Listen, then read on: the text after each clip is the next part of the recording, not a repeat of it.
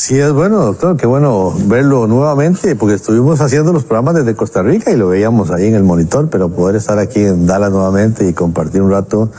Y lo que me gusta más del miércoles, que todos tal vez quisieran tener la oportunidad, pero no todos la tienen, pero después de que salimos en vivo del programa, los que están viendo en vivo, pues tenemos la oportunidad de salir a comernos alguito y compartir y hablar, y esos momentos los extraño. Y claro. Así que hoy reanudamos. Así es, echamos un taco hoy. ¿Cómo le ha ido? Bien, gracias a Dios, aquí con la temperatura que ya bajó de casi de los 100 que estábamos a 70. Buenísimo. Un aguacerazo en la mañana tremendo aquí en Dallas, tremendo. Bueno, mis vacas felices. Claro. Pero bueno, saludamos a todos los que nos están viendo en los diferentes países. Quería preguntarle porque, no sé cómo explicar. Hay como mentalmente dos formas diametrales de ver las cosas, ¿verdad? Está la forma como un poquito más conservadora.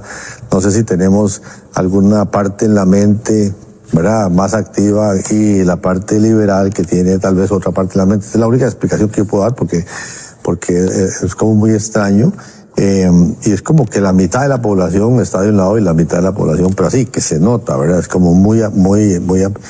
Ahorita, todas las manifestaciones que están habiendo allá en Israel por el tema contra Netanyahu, por el tema de que el negocio que se traiga a los rehenes, ¿verdad? Y que negocie con Hamas y pare la guerra allá. Aquí lo estamos viendo, las universidades apenas están comenzando, las universidades en los Estados Unidos, unas comenzaron el martes, otras van a comenzar mañana apenas, y ya están las manifestaciones de los estudiantes pro Palestina, ¿verdad? Y están pues queriendo impedir que los judíos puedan estudiar, por ejemplo, ¿verdad? Entonces, no sé cómo ve esto tan extraño, ¿verdad? Porque yo, por supuesto, si una hija mía estuviera de rehén, yo digo, paren la guerra, paren todo, ¿verdad? Y saquen a mi hija, por supuesto, ¿verdad? Pero por otro lado, un país tiene que decir, bueno, es que si paro todo, van a ver las hijas de otros más adelante y otros, y esto se puede poner más grande que lo que es ahorita. Entonces, no sé qué difícil. Claro, simplemente ayer 7,000 manifestantes en Manhattan, en Nueva York, pro Palestina, otra vez 7,000 personas ayer y antier en Manhattan, Nueva York, protestando otra vez, ¿verdad? Y creo, Jonás, que nada de esto nos debe de sorprender. ¿Por qué? Porque la Biblia claramente nos muestra que el final gobierno del anticristo será un gobierno islámico. O sea, todas las naciones que vemos en Ezequiel 38 y 39 son islámicas, no son árabes, son islámicas. Los países de Norte de África, los que están ahorita al sur de Mongolia y de Rusia, Kirguistán, Kazajistán, etcétera, etcétera, todos son islámicos. Entonces este mover islámico en el mundo es una preparación ya a Europa, Inglaterra ya ni se diga. Ya hay más líderes islámicos que ingleses, más mezquitas islámicas que iglesias cristianas y evangélicas. Así que todo esto es una preparación hacia el mundo donde se está dirigiendo. ¿Y usted cree que los que están, entonces todas estas manifestaciones, en el fondo, usted cree que lo que quieran es eso, que los árabes o el islamismo gane terreno político? Claro. Sí, es como el movimiento LGTBI, el de la ideología de género, ¿verdad? Quiere llegar a un punto en el mundo donde lo aceptemos como normal. Ese es el objetivo principal, donde ya es normal que a un niño se le enseñe sexualidad a los 5 o 6 años de edad y que pueden cambiar de género, etcétera, etcétera. O que es normal ya que 2 hombres vivan juntos o que 2 mujeres vivan juntos. Entonces el movimiento islámico, o sea, Satanás está detrás de los movimientos. Y él quiere, ¿verdad?, cada vez más y más penetrar los medios de comunicación para que sea el Islam el que llegue a controlar, ¿verdad?, los medios de comunicación, que es donde estamos actualmente, y desgraciadamente el mundo occidental está apoyando esto, o sea, todos los que pertenecen al Foro Económico Mundial, al movimiento de este señor Soros, todos están apoyando esto, o sea, son antisemitas aun cuando son judíos. Es un movimiento muy interesante porque está siendo apoyado por personas occidentales que deberíamos estar en contra del Islam, porque es un sistema religioso de muerte. Y en el occidente es un sistema de vida.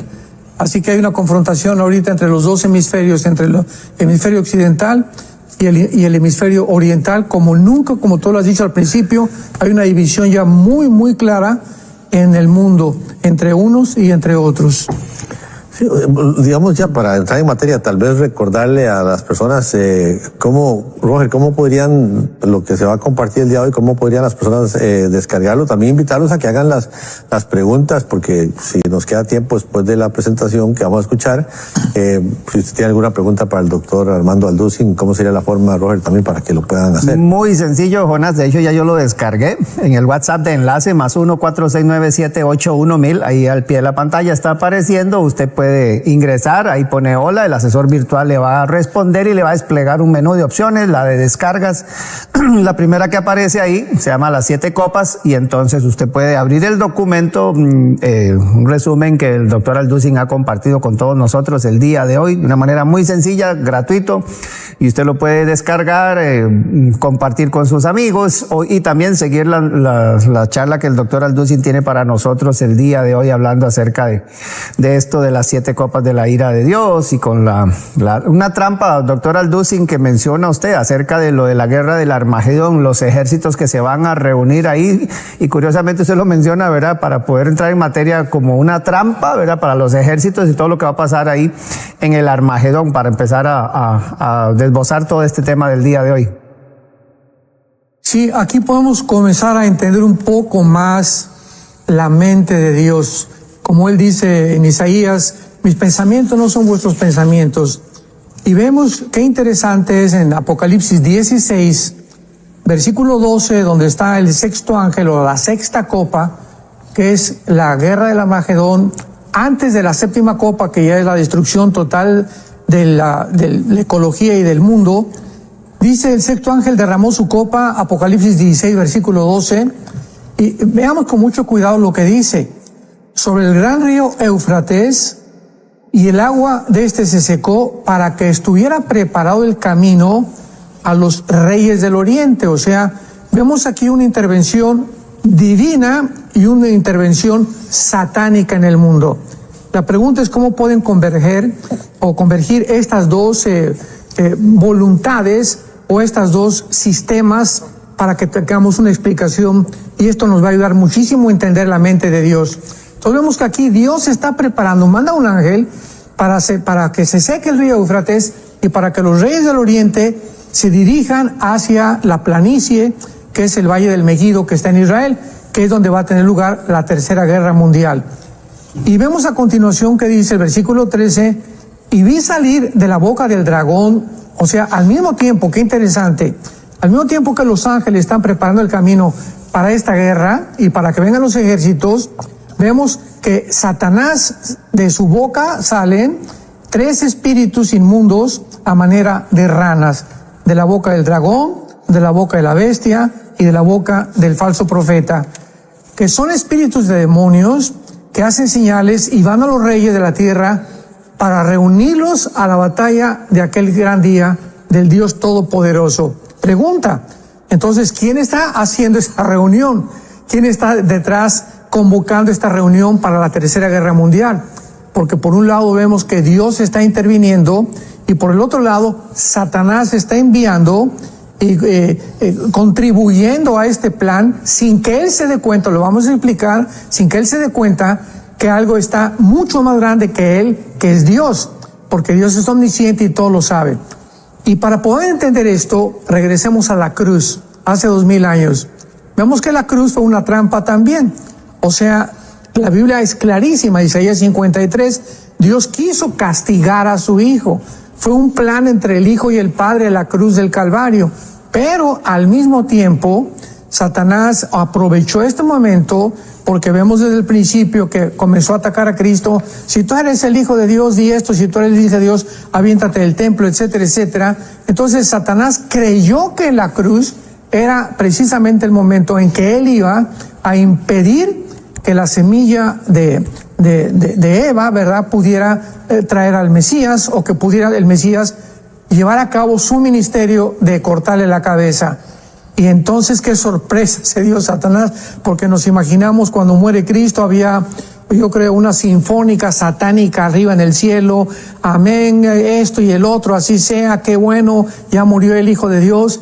Y a los 3 días el susto que se llevó cuando Jesucristo vence la tumba y sale vencedor.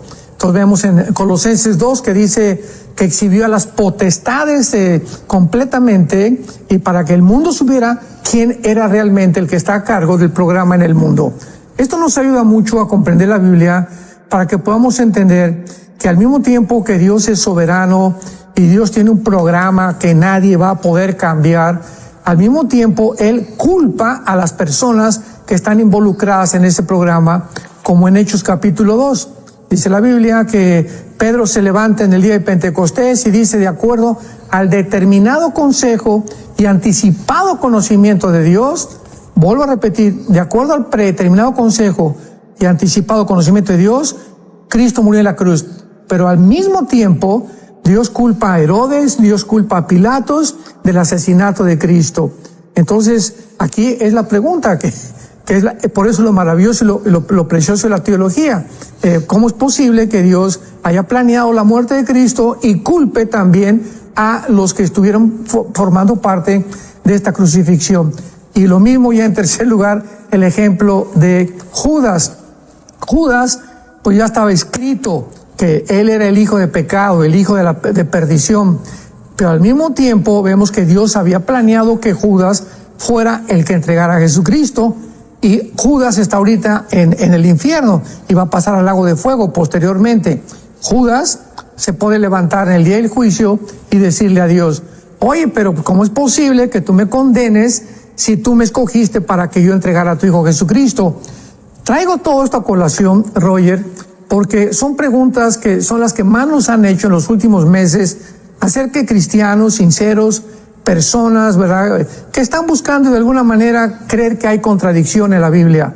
Y por eso traigo esto a colación antes de entrar a materia, porque pues Dios en el día del juicio le va a decir a Judas, sí, Judas, claro que sí, yo sabía que tú ibas a entregar a mi hijo, pero al mismo, eso porque Dios es omnisciente, o sea, Dios conoce las cosas por anticipado, pero al mismo tiempo que yo sabía eso, te di la oportunidad durante estos años que estuviste conmigo, Jesucristo, de que pudieras arrepentirte. O sea, mi amor se manifiesta aún viendo yo que tú ibas a tomar esa decisión, yo no podía impedirla, porque si lo hubiera impedido, hubiera violado la característica más grande que les he dado a los seres humanos, que es el libre albedrío.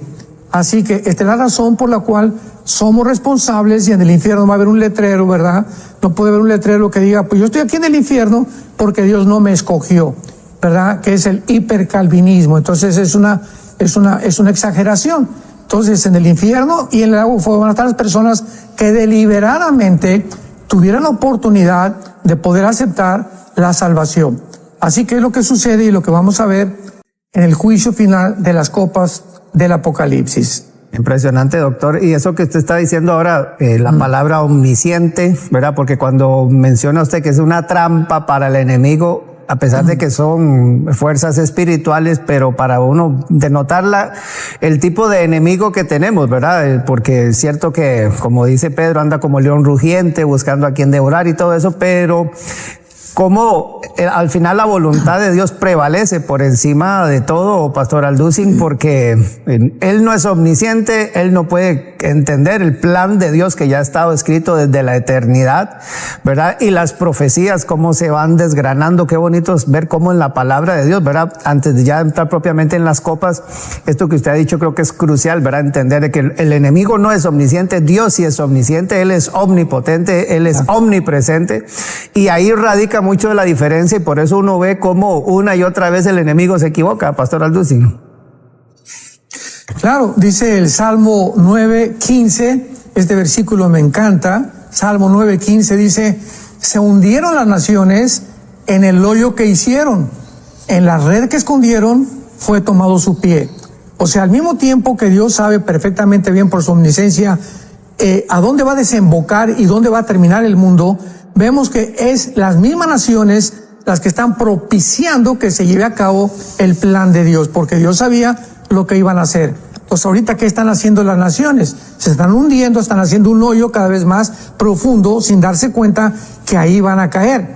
Y en la red, o sea, en la trampa que las naciones están escondiendo para nosotros, para la población, como la pandemia y las vacunas y esto y el otro, y ahora que se viene que la viruela del mono y puras barbaridades, y tratar de llegar al control de las naciones, quitar la soberanía nacional a las naciones, el Foro Económico Mundial que va a crear una superraza. Todo eso es control, sin darse cuenta que es una trampa en la que ellos van a caer. Y este es donde va a converger completamente, al final, la Tercera Guerra Mundial. Y entonces, Pastor Alducin, venimos ya, ¿puede usted determinarlo así? Bueno, con esto de las 7 copas, ¿qué necesita el mundo entender y para visualizar en qué momento esto va a empezar a suceder o cómo lo visualiza usted? Sí, qué buena pregunta, porque ahorita por todos lados, todo el mundo está, politólogos, escritores, filósofos, personas, políticos, preguntándose, antropólogos, ¿realmente estamos al borde de la Tercera Guerra Mundial? El mismo presidente Donald Trump acaba de hacer una declaración que estábamos a borde de una Tercera Guerra Mundial, y la respuesta no es correcto, no es verdad, porque no estamos al borde de una Tercera Guerra Mundial nuclear. La Biblia lo dice claramente. La Tercera Guerra Mundial, conocida como la guerra de el Armagedón, la palabra Har-Magedón en el hebreo significa el monte de la matanza, y se va a llevar a cabo en el valle de Josafat, en el valle del Megiddo, y va a ser cuando todas las naciones del mundo vengan para tratar de destruir a la nación de Israel. O sea, no va a ser una guerra de China contra Rusia y Rusia contra Estados Unidos, porque posiblemente ya ni Rusia ni Estados Unidos existan para la Tercera Guerra Mundial. Es muy probable que Rusia caiga también, al igual que Estados Unidos. China sabemos que va a sobrevivir, aunque no va a tener una participación directa, porque el gobierno, repito, pues va a ser islámico. El anticristo surge en lo que es la Mesopotamia geográfica del Medio Oriente, que fue Siria e Irak, y de ahí, de acuerdo a Daniel 8, de ahí surge la persona del anticristo, que va a ser para los musulmanes el Mahdi, el líder que va a traer, o el Mesías que están esperando ellos, para nosotros el anticristo. Así que no nos encontramos más que en un mundo donde estamos en los principios de dolores. Estamos bien, va a haber guerras, posiblemente la próxima guerra sean de las naciones árabes otra vez contra Israel, pero la Tercera Guerra Mundial, la cristiandad, nosotros ya no vamos a estar aquí, gracias a Dios. Y entonces nos enfocamos allá en Apocalipsis, ¿verdad? Donde empieza usted aquí a esbozar en el documento. Recordar que en el WhatsApp de enlace más 1-469-781-1000, ahí está al pie de la pantalla, gracias compañeros. Usted puede ahí poner hola, el asesor virtual le contesta y le despliega un menú de opciones. Usted se va a las descargas y la primerita que aparece ahí se llama las 7 copas. Usted le da clic ahí y se le va a desplegar el documento, lo descarga y lo puede estar estudiando juntamente con nosotros el día de hoy. Y nos vamos entonces al libro del Apocalipsis, Pastor Alducin, para empezar a desgranar esto de las 7 copas, el orden en el que aparecen y cómo van a ser esos sucesos, esos eventos que describe las 7 copas del Apocalipsis, Pastor Alducin. Muy bien. Y para tener un poco más de background, como decimos, o sea, antecedentes, es importante ver que en el Antiguo Testamento, para poder entender lo que es el Nuevo Testamento, que en el Antiguo Testamento se usan varios términos para estos 7 años de tribulación, o se conoce como la semana 70 de Daniel, el día del Señor, el día de la ira, el día de Jehová, etcétera, etcétera. Siempre que veamos estos términos en el Antiguo Testamento, sabemos claramente siempre que se refieren, esto nos ayuda muchísimo a los que estudiamos la escatología, a poder determinar en qué tiempo nos encontramos. Porque aunque no sabemos el día y la hora, desde luego, de la venida de Cristo, como dice Juan, amados, Juan capítulo 2, sabemos que estamos en el último tiempo, como lo sabía Juan, como sabía Pablo a los tesalonicenses en cuanto a los tiempos y las ocasiones no tenemos necesidad de que yo les escriba. Entonces tenemos que saber claramente que sabemos en qué tiempos podemos encontrarnos por las señales que están claramente descritas en la Biblia. Dice Isaías 13, versículo 9. He aquí el día de Jehová.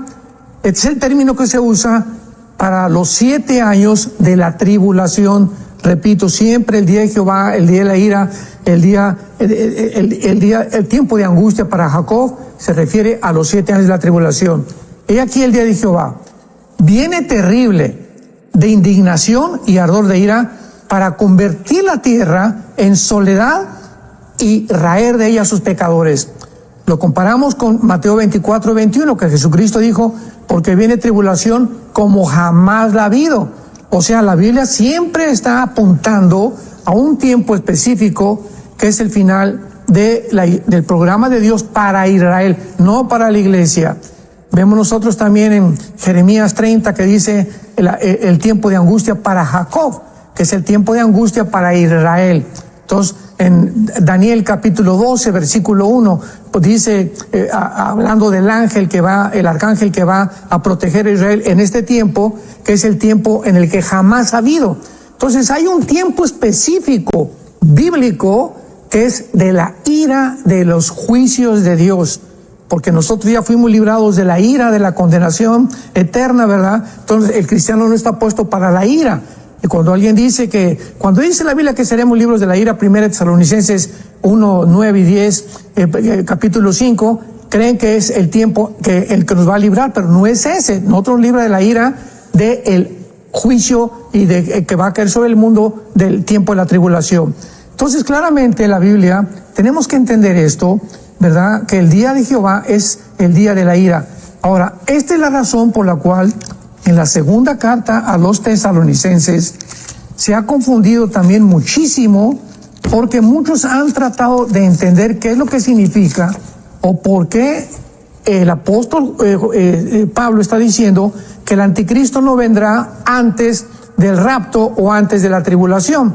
Y esto tenemos que entenderlo en la segunda carta a los tesalonicenses, cuando dice con respecto a la venida de nuestro Señor Jesucristo y nuestra reunión con Él.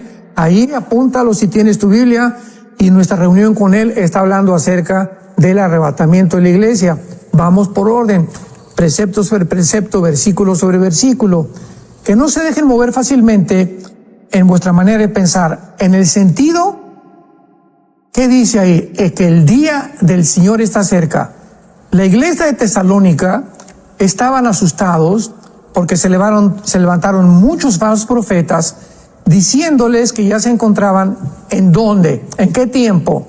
En el día del Señor, en el tiempo de los 7 años de la tribulación. Entonces Pablo inmediatamente les contesta, pero en esta segunda carta, que no tienen por qué asustarse, porque antes de la tribulación se tiene que manifestar el anticristo, y número 2, se tiene que manifestar la apostasía. Entonces, pues para que haya tribulación, tiene que haber un anticristo. Para que haya una marca de la bestia, tiene que haber un anticristo. Entonces, mientras no hay una marca, un anticristo, no estamos en la tribulación, ni en el cuarto sello, ni en la quinta trompeta, como muchas personas dicen, porque pues para que esto se cumpla, primero tiene que estar el anticristo. Ya Pablo más adelante escribe, ¿verdad?, claramente que el anticristo no se va a manifestar hasta que lo que lo está deteniendo, que es la iglesia, el Espíritu Santo, sea sacada del mundo. En el momento en que la iglesia sale del mundo, se desborda la maldad, el anticristo surge, pero nosotros ya no estamos aquí. Entonces, esto es muy importante al abordar los juicios de las 7 copas que estamos describiendo en este estudio, para que podamos entender claramente que si no ponemos la A antes de la B y la B antes para la C, nos vamos a confundir. Y la razón por la cual muchos se confunden, ¿verdad?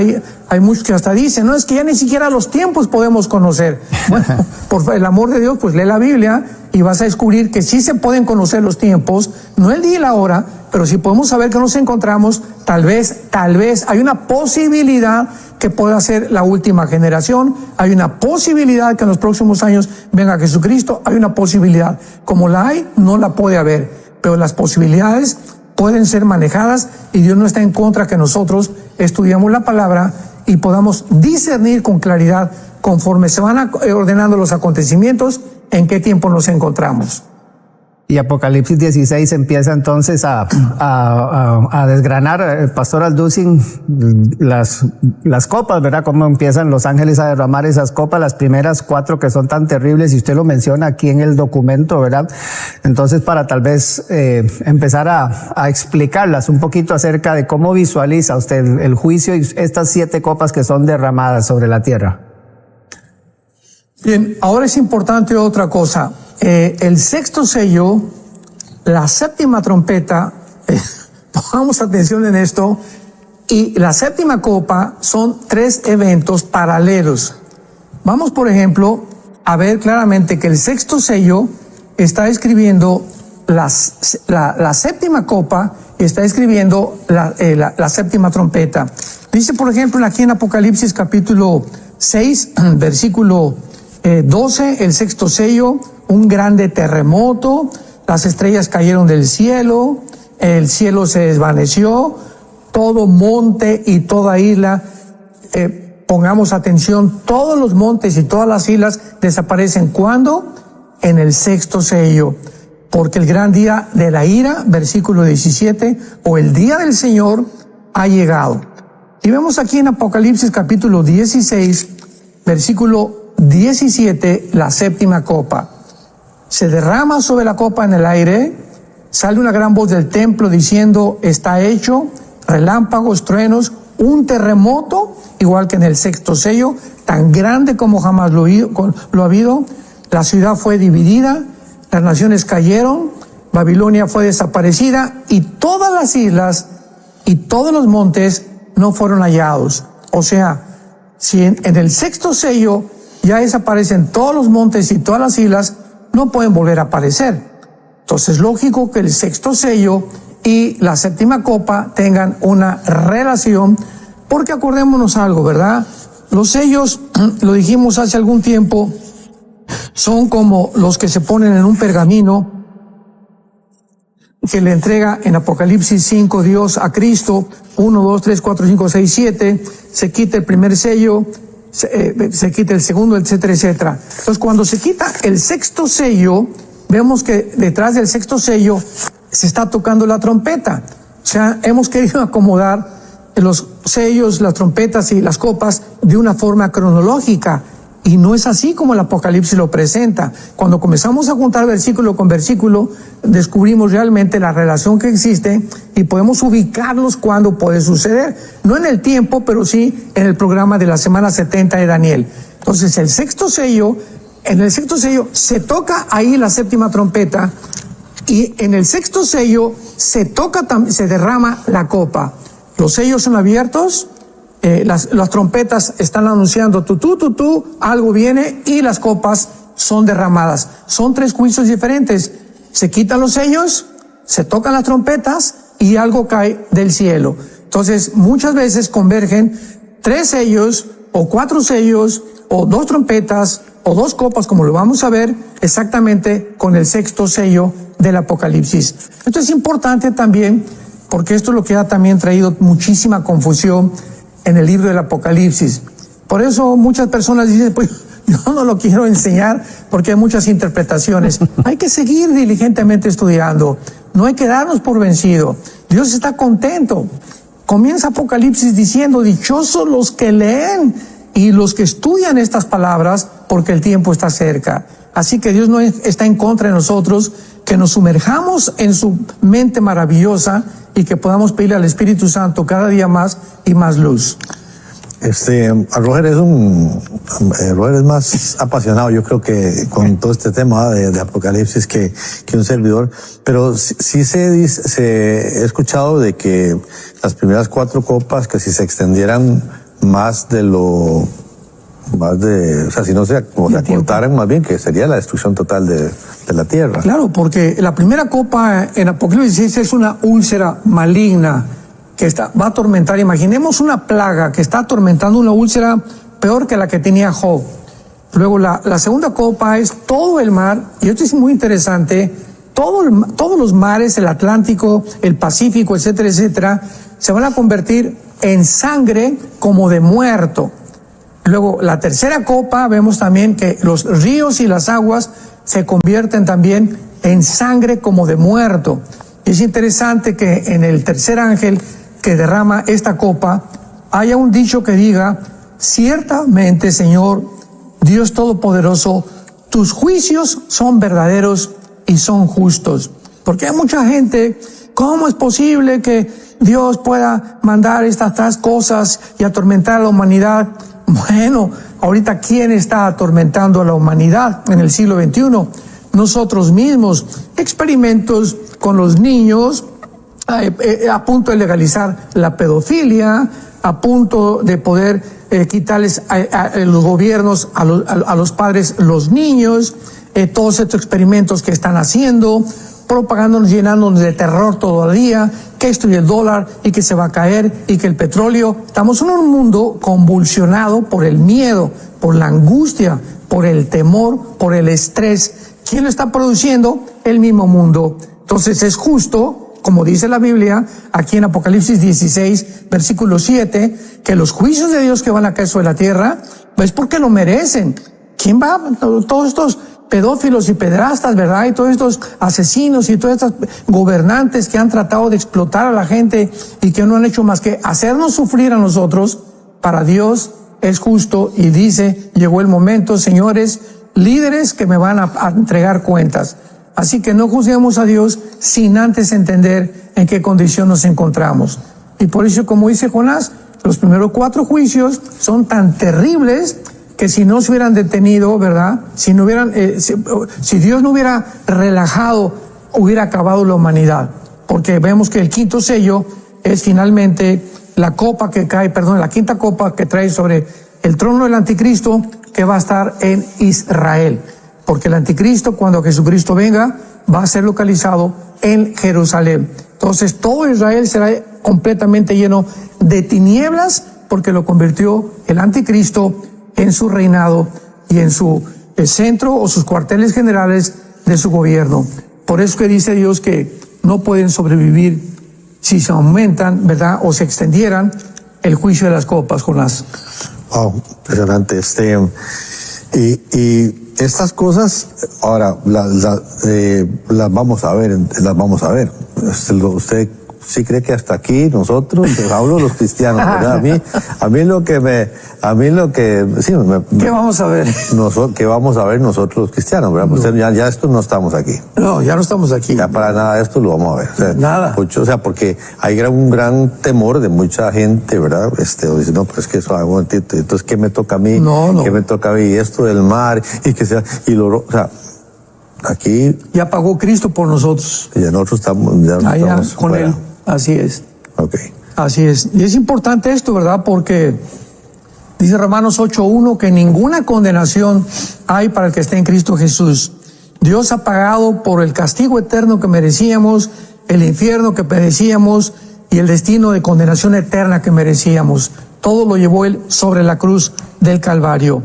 Ahora también es muy importante que nosotros podamos entender, ¿verdad?, que estas copas tienen claramente un propósito para que podamos nosotros ir poco a poco acercándonos al final de las copas, que es la séptima, y que vamos a ver claramente que pues ya es la consumación de todas las demás. Pero esto es muy importante porque esta será la copa que atemoriza al anticristo, la quinta copa. Dice la Biblia que se derrama sobre el trono de la bestia y su reino se cubre de tinieblas. Vamos a comparar este pasaje con Daniel capítulo 11. Es muy importantísimo que cuando estudiemos la Biblia no saquemos un solo versículo nada más, porque, ¿verdad?, se saca fuera del contexto, se hace un pretexto, como dice el dicho. Entonces tenemos que comparar siempre Daniel con Apocalipsis, con Ezequiel y con Zacarías, principalmente, y con Joel, Ezequiel, Isaías, Daniel, Joel, son importantísimos para estudiarlos junto con el Apocalipsis, o el Apocalipsis con estos profetas, porque estos profetas nos dan claves que se encuentran en el Apocalipsis de símbolos que se convirtieron en símbolos para que podamos nosotros interpretarlos de acuerdo a las Escrituras. Dice en Daniel 11, versículo 40 en adelante, describiendo este pasaje, la última, podríamos decir, el último año del anticristo, la última etapa del anticristo, y repito, vayamos viendo cómo va en este último año del anticristo, de una forma rapidísima, conforme a la quinta copa, convergen estos eventos para que entendamos en dónde está localizado el anticristo y qué va a hacer el anticristo antes de que venga Jesucristo a destruirlo. Daniel 11, versículo 40. Al cabo del tiempo, el rey del sur contenderá contra él y el rey del norte se levantará contra él. Cuando dice la palabra él ahí en tu Biblia, ponle un círculo porque se refiere al anticristo. O sea, aquí el rey del norte no es el anticristo ni el rey del sur. El rey del norte, ¿verdad?, es Egipto, y el rey del sur posiblemente sea otra nación que surge en el Medio Oriente con la cual el anticristo va a destruir. Y dice el versículo 41, entrará a la tierra gloriosa, o sea, a Jerusalén, y muchas provincias caerán, mas estas escaparán de su mano: Edom, Moab y Moab, Edom y Moab y Amón. Estas tres provincias que se mencionan aquí son Jordania del norte y Jordania del sur y Jordania del occidente, casi lo que hace con frontera con Israel. Entonces vemos nosotros que Jordania, el anticristo va a derribar, va a atacar de alguna forma, y es interesante que Edom y Moab descienden de Lot, Génesis 19, de ahí vienen los moabitas o los edomitas que se convirtieron en enemigos de Israel. Entonces vemos que Jordania al final del tiempo va a traicionar a Israel. Ahorita el rey de Jordania está muy pacífico y esto y el otro y está permitiendo algunas cosas, pero Jordania va a traicionar a Israel al final. Y dice el versículo 42, extenderá su mano contra las tierras y no escapará el país de Egipto. El anticristo también va a atacar a Egipto y a Jordania. Ya tenemos a dos naciones árabes que el anticristo les declara la guerra. Y se apoderará de los tesoros, y los de Libia y de Etiopía le seguirán, que son naciones ¿de dónde? Del norte de África. Y la comparamos con Ezequiel 38, y Libia y Etiopía vienen en la invasión que se viene del norte en contra de Israel. Entonces, qué interesante es que diga que los de Libia y de Etiopía le seguirán, dándonos a entender claramente que Gog en Ezequiel 38 es el anticristo. Y la guerra de Gog y Magog, 38 y 39 de Ezequiel, es precisamente la guerra final, la tercera guerra mundial, la guerra del Armagedón.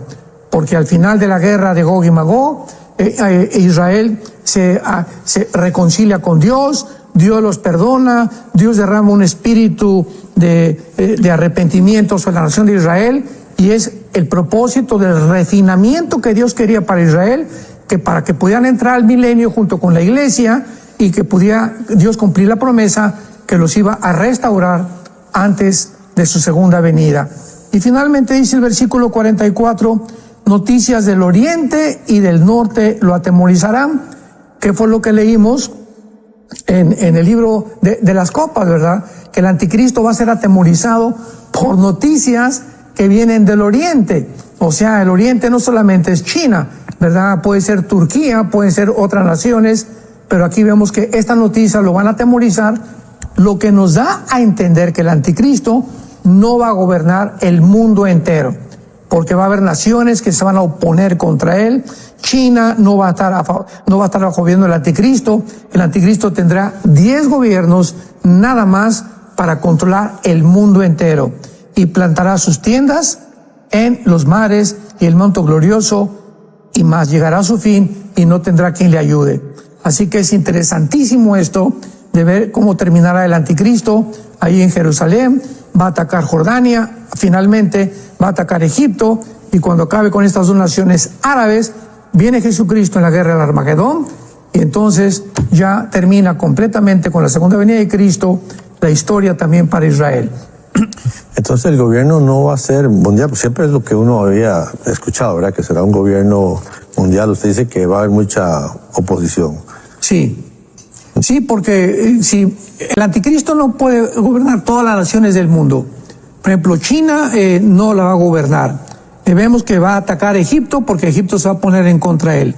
Arabia Saudita y tal vez los Árabes, dice en Ezequiel 38, que cuando venga esta invasión del anticristo a Israel, no van a estar de acuerdo, van a protestar. Se menciona como Sedán, como Sema y como Dedán, que es el nombre para Arabia Saudita en el Antiguo Testamento. Entonces, el anticristo no va a gobernar el mundo entero. ¿Por qué dicen que va a gobernar el mundo entero? Porque en Ezequiel, en Apocalipsis 13, dice la Biblia, en el versículo 7, Apocalipsis 13, 7, se le permitió hacer guerra contra los santos y vencerlos, y se le dio autoridad sobre toda tribu, pueblo, lengua y nación. Pero esto se refiere al área territorial, o sea, él va a tener el control completamente sobre todas las tribus y naciones que estén alrededor del Medio Oriente. Y él va a controlar, que forma parte también el norte de África y el sur de Mongolia, el sur de Rusia, pero el continente americano y el continente, por ejemplo, Australia y Nueva Zelanda, ni siquiera tampoco aparecen. Porque es seguro que en el cuarto sello, la cuarta parte de la humanidad que va a desaparecer, sea por la guerra nuclear que el anticristo antes provocó. ¿Y la séptima copa? La séptima copa es ya claramente el sexto sello, como dijimos, y la séptima trompeta. Y dice así en la séptima copa, que es la culminación ya de la ira de Dios. Versículo 17, Apocalipsis 16. Derramó el ángel la séptima copa y salió una gran voz del templo diciendo, hecho está. O sea, esta palabra es la palabra ginomai, que significa terminado está o acabado. Cuando Cristo murió en la cruz dijo teletastai, que significa consumado es. Porque ya no hay nada que hacer, dijo Jesús. Él muere, ya la salvación está completamente garantizada para todos aquellos que me sigan. Y en la séptima copa se menciona una palabra sinónima, ¿verdad? Ginomai, que significa se acabó ya, no hay más ira, aquí termina Dios con lo que él tenía o con lo que el mundo le debía. Y la gran ciudad fue dividida. Un terremoto grandísimo como jamás lo había habido cayó sobre la tierra. Y la ciudad fue dividida en tres partes. ¿Qué ciudad? Pues Jerusalén. Zacarías capítulo 14. Cuando Jesucristo regrese y ponga los pies, viene con nosotros, ¿verdad? Vino por nosotros en el arrebatamiento, regresa con nosotros, Zacarías 14, y pone los pies en la tierra. En el rapto, Cristo no baja al mundo, es en el aire donde nos recibe, donde nos saca para irnos con Él al cielo a ser juzgados en el tribunal de Cristo y las voces del Cordero. Apocalipsis 19. Pero en la segunda venida, 7 años después, baja al mundo, pone los pies en el Monte de los Olivos y se divide la tierra en una cruz, que es exactamente la séptima copa. Se vino un gran terremoto que dividió la ciudad, que es la ciudad de Jerusalén. Babilonia vino en su memoria, que es el grande acontecimiento final de toda la escritura bíblica. Babilonia comienza en Génesis 10, termina la Biblia con Babilonia, que es una confusión total del mundo, porque la palabra Babel significa confusión. Entonces hay confusión en el mundo filosófica, confusión religiosa, confusión política, confusión económica. No cabe duda que el mundo actualmente ha llegado a una Babilonia, a una confusión. Pero esta Babilonia literal, que vino en memoria de Dios y para darle el vino del ardor de su ira, es una ciudad que será reconstruida de acuerdo a Zacarías capítulo 5, versículo del 5 al 11, donde se transportará de Wall Street de Nueva York al Medio Oriente, el centro comercial del mundo entero. Que así acaba Apocalipsis 18. ¿verdad? La Babilonia comercial, donde será un centro donde se reúnan todos los grandes mercaderes, comerciantes del mundo, empresarios, y va a ser un momento de auge temporal en el mundo. Toda isla y todos los montes no fueron hallados, y cayó del cielo un enorme granizo, como el peso de un talento, que es igual a la plaga de Ezequiel capítulo 38, repito, que está Ezequiel describiendo la Tercera Guerra Mundial o el Armagedón. Así que Ezequiel 38, 39, Joel capítulo 3, Zacarías 12, 14, Apocalipsis son exactamente las mismas descripciones del Espíritu Santo en diferentes perspectivas por diferentes profetas que hablan del mismo evento, la Tercera Guerra Mundial. Sí, están entrando ya varias preguntas, muchas preguntas aquí, pero usted menciona en el cierre de este documento aquí la reunión de todas las naciones y habla de la batalla de Armagedón, tal vez para ir concluyendo y empezar con las preguntas que están viniendo. Sí, o sea, las naciones que se van a reunir para pelear en contra de Israel, ¿verdad? Israel, dice Zacarías 12, versículos 2 y 3, que será reunida por las naciones de alrededor. Cuando dice las naciones, pues no está Estados Unidos ya, ¿verdad? Estados Unidos ya está a punto de caer en tercera o cuarta categoría de su economía y su política militarmente, etcétera, etcétera. México tampoco va a estar, ni tampoco Costa Rica u otras naciones de Sudamérica. Continente sudamericano, lo más seguro es que desaparezca enteramente, porque no llegamos a 1.100 millones de personas, y en el cuarto sello son casi 2.000 millones los que mueren por la guerra nuclear. Así que estas naciones se refieren a las naciones alrededor de Israel. Y estas naciones, ¿verdad?, que se van a reunir, van a tratar, como dice Zacarías 12, versículos 2 y 3, para destruir Israel. Y cuando se reúnan, Cristo lo dijo en Lucas 21, lo dijo en Marcos 13, lo dijo en Mateo capítulo 24, cuando vean Jerusalén rodeada y sitiada de naciones, es porque su destrucción vendrá. Y aquí Cristo no está hablando simplemente de la guerra que se le declaró a Israel en el año 70 después de Cristo. Aquí está hablando claramente de los 7 años de la tribulación. Así que esto es importantísimo, porque pues Estados Unidos no va a participar en esta guerra. Estados Unidos ha llegado un momento en este tiempo que estamos viviendo de declive moral, político, militar, donde jamás nadie pensó que pudiera caer en el socialismo, ni que la democracia pudiera ser pisoteada por aquella nación que fue el campeón de la libertad. Wow. Esta posición suya del arrebatamiento pre-tribulación ha sido una posición, pues yo me acuerdo usted viniendo a Costa Rica año 1992, ¿verdad? 93, por allá, ¿verdad? O sea, 31 años hace, ¿verdad? Y recuerdo que siempre le preguntaban y todo esto. Ha sido su posición, porque están los que piensan en el arrebatamiento antes de la tribulación, a la mitad de la tribulación, después de la tribulación. Hay algunas preguntas que creo que van enfocadas por ahí también, pero su posición ha sido siempre la misma, ¿o usted ha ido...? No, yo tengo que confesar, ¿verdad? Una de las cosas que tenemos que reconocer en la Biblia es que lo dice 1 Corintios 8, lo que conocemos, no lo conocemos como lo debemos de conocer. Entonces, somos educados, unos en un seminario de una denominación, otros de otra, y somos, ¿verdad?, adoctrinados con las diferentes teologías. Gracias a Dios que hay una diversidad en el cuerpo de Cristo, de pensamiento y de perspectivas. Entonces, esta es la razón por la cual unos creen que se pierde la salvación, otros que no, otros que las lenguas son para todos, otros que no, otros que el rapto es antes de la tribulación, o el pre-ira a la mitad de la tribulación, o el post-tribulacionismo, después el rapto y la venida son la misma cosa, otros que ya ni siquiera que Israel ya no tiene nada que ver, que ya Dios acabó con Israel, que no los va a restaurar, ¿verdad? Y todos estos puntos de vista y todos estos ángulos son importantes porque nos llevan a estudiar más diligente la palabra de Dios. Entonces, el hecho que haya estas diferencias en la posición del rapto, ¿verdad?, pues es precisamente porque somos seres humanos.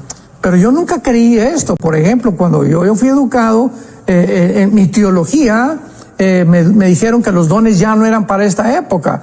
Y cuando pasaron 10, 15 años, Dios me tuvo que quebrantar y me vino una cosa tremenda en mi vida donde pude ampliar un poco más mi mente y llegaban todos mis compañeros teólogos de aquella tiempo y me decían, oye, que tú ya cambiaste de teología. Y le dije, no, aumenté mi teología. Porque ahora claro que sé que existen los dones y el hecho que había habido abuso de dones no significa que no existan ahora. Y así pasa con la teología también o con la escatología. Yo pensaba en los 90s que yo creía en el rapto pre-ira. O sea que a la mitad de la tribulación, como la tribulación comienza la ira y los primeros 3 años y medio no son de ira, entonces Dios nos ha prometido librarnos de la ira. Entonces dije, no, pues entonces el rapto viene a la mitad de la tribulación. Muy bien, bueno, adopté por mucho tiempo este concepto y seguí estudiando la Biblia y pude descubrir que estaba yo equivocado. Y le dije a las iglesias que tenemos, siempre me he separado enfrente y les he dicho, a mí una cosa, quiero decirles que en esto yo he estado equivocado y lo quiero confesar. Tenemos que ser honestos y tenemos que reconocer que a través del tiempo el Espíritu Santo nos puede seguir guiando para que no nos creamos que dogmáticamente que ya somos completamente dueños de la verdad, porque el único dueño de la verdad es el Espíritu de verdad. Nuestra responsabilidad es seguir estudiando lo más que podamos, seguir aumentando más pesos en una balanza para ver qué doctrina tiene más peso teológico, para poder inclinarnos más, porque nuestra responsabilidad es enseñar y trazar bien la palabra de verdad. Qué bueno eso. Dice Elvi, no son 7 años de tribulación, eso no está en la Biblia, son 7 años de gobierno del anticristo. Él vendrá con bondad y muchos serán engañados, aún los escogidos. Bueno, hay que leer Daniel 9:27 para que entendamos las 70 semanas de Daniel. Y en Daniel 9:27 dice, por una semana confirmará el pacto con muchos. Una semana equivalen a 7 años. Dice aquí Denise, perdón Roger, si quiere, estoy aquí. No importa, tranquilo. Me he quedado ñanto de las preguntas. Bueno, voy con esta. Dice Denise Rodríguez, hola, quería saber si los países de América van a desaparecer cuando el anticristo o la venida del rapto.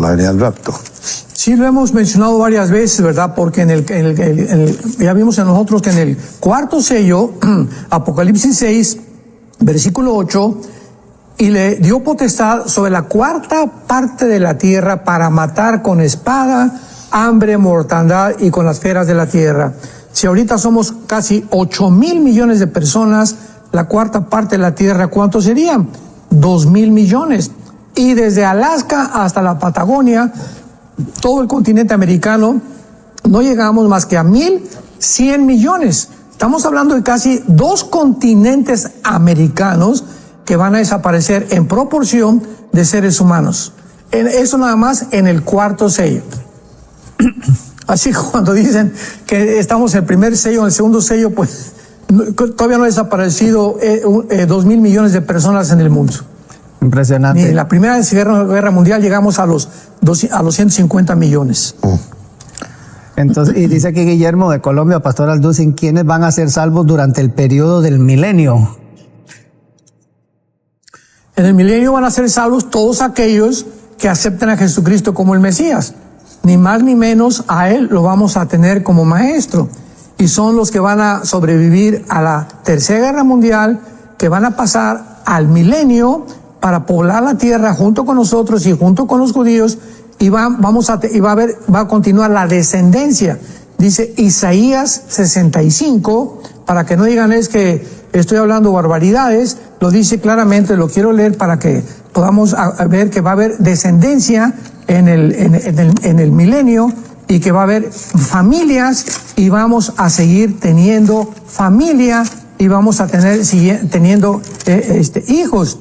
Dice Isaías 65, versículo 23, no trabajarán, serán benditos los linajes de Jehová y su descendencia con ellos, ni darán a luz para maldición. O sea, en el milenio imaginémonos hombres y mujeres, para que va a haber hombres y mujeres. Nos vamos a estar nada más viendo, nada más de lejecitos, como dice el dicho, ¿verdad? Nomás como los chinitos, nomás milando, pues no, ¿verdad? O sea, si hay hombres y mujeres es pues porque va a continuar el sexo, nada más que va a ser más bendito durante el milenio. Cristo va a juzgar con vara de hierro, pero es lógico, ¿verdad?, que no va a poner una población durante 1000 años Dios, donde haya mujeres y hombres, y no hagamos nada los dos, ni sigamos formando familias, por favor. Wow, bueno, aquí hay preguntas muy buenas que están entrando, pero tal vez, Robert, podamos guardarlas para, si nos da tiempo, el próximo miércoles. El próximo miércoles va a estar por estos lados. Aquí estamos. Qué bueno. Entonces, bueno, aquí repito una que no tiene que ver con el tema. Dice, pastor, ¿qué opina de aquellos pastores que critican y juzgan y exponen a otros pastores, mayormente a los calvinistas? Bueno, el día que ya volteemos los cañones contra nosotros mismos, y ahorita es una desgracia, ¿verdad? Cuántas redes sociales están usando para atacar pastor esto y pastor aquello. ¿Sabe una cosa? Que cada pastor es responsable con su congregación, y cada pastor tiene también la responsabilidad de dar cuentas a sus pastores, etcétera, etcétera. Y ante Dios también, a Dios no se le escapa nadie. Pero dice en 1 Corintios capítulo 6, ¿verdad? Y 2 Corintios, ¿cómo es posible que estemos nosotros exhibiéndonos públicamente en lugar de lo cual mejor aceptemos nosotros claramente el problema que tenemos? Porque todos los trapitos sucios, dice el dicho, se lavan en casa. Entonces cada iglesia tiene que tratar con su pastor, y si hay algún pastor hereje y hay una persona que está hablando barbaridades, ¿verdad?, entonces es cuando públicamente se le puede desmentir, cuando es una herejía que va contra las principales doctrinas de la salvación, no escatológicamente, ni soteriológicamente, ni tampoco espiritualmente, en el área del espíritu o las verdades del Espíritu de Dios, porque entonces caemos en una condenación nosotros mismos. Entonces es triste que haya personas que se dediquen a eso, en lugar de estar ganando las almas y predicar el evangelio y discipular, ¿verdad?, sobre todas las cosas, se dediquen, sobre todo que lo hacen, ¿verdad?, pues para tener seguidores en las redes sociales. Wow. Entonces desconfiemos de cualquier crítica que pueda haber públicamente unos contra otros, porque esto no es de Dios. Dice la Biblia en Gálatas, son los mutiladores del cuerpo de Cristo.